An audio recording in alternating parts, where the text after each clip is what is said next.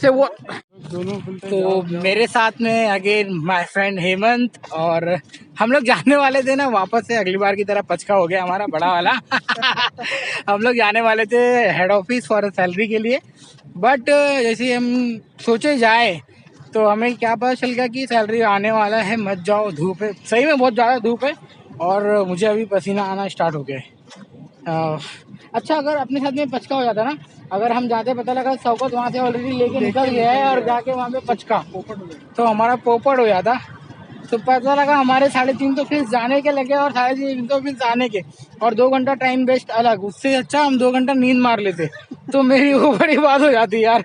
क्या सिनेरियो है, फुल पोपट यार। मैंने सोचा था कि आज अच्छा वाला ब्लॉग बनाऊंगा यार, ट्रैवलिंग कर रहा हूँ, ये कर रहा हूँ, वो कर रहा हूँ, फिर भी एक नज़ारा आप लोग देख लो कि किस तरह से।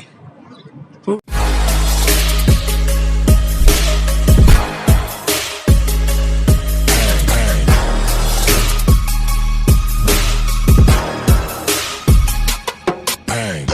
मिलते हैं सैलरी वाले वीडियो में, अगले वीडियो में।